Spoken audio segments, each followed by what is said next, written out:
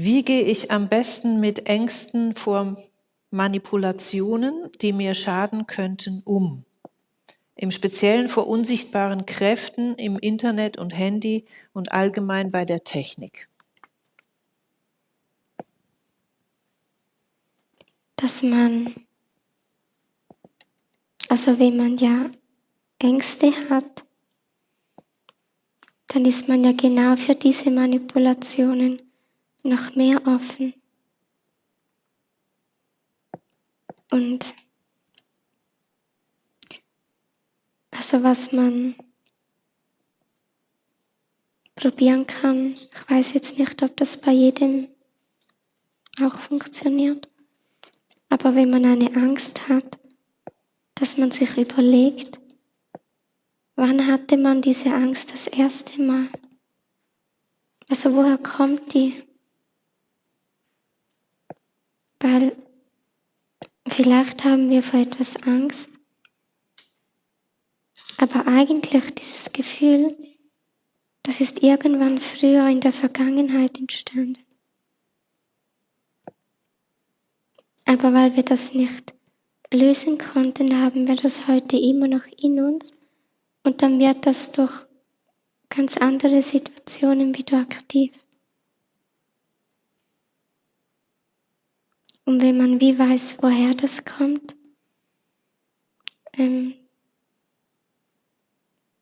ja, dann kann man manchmal auch das lösen.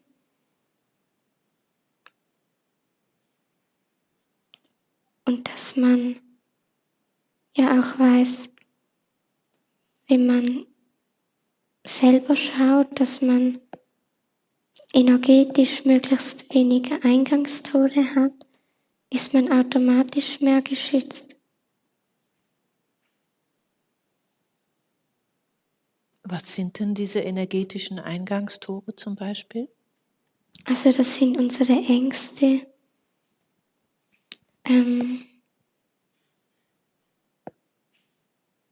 Dinge, die uns gar nicht bewusst sind. Also alles, was unbewusst ist und eigentlich nicht mit unserer Liebe verbunden ist. Es können auch andere Gefühle sein, zum Beispiel, wenn jemand wütend ist, dann kann das ja auch genutzt werden. Aber das heißt nicht, dass Wut eine negative Energie ist. Es kommt halt darauf an, wie man damit umgeht.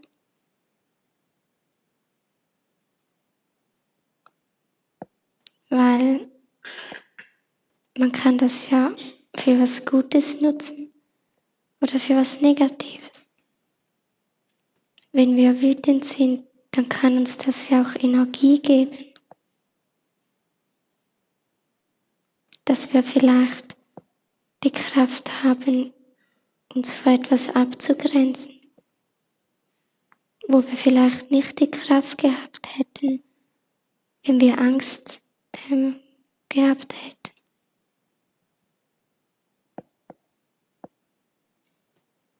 Also man kann es ja auch für was Positives nutzen. Und wenn man es halt für was Negatives nutzt und dann etwas zerstört, dann ist das ja auch ein Eingangstor. Aber wenn man es für was Gutes braucht, dann ist es kein Eingangstor.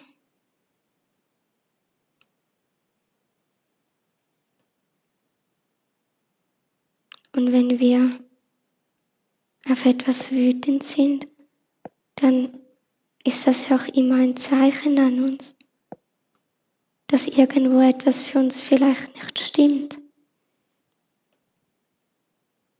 Es gibt ja immer einen Grund, warum wir dann wütend sind. Und wenn wir den kennen, dann verstehen wir auch besser, um was es uns geht.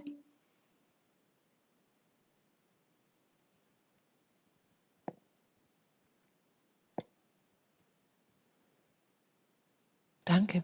Also eigentlich könnte eine ein Wut-Triebfeder auch ein Teil, um aus der Ohnmacht in die Selbstermächtigung zu kommen, sein in gewissen Situationen. Wenn man es richtig lenkt, ja. Ja, danke.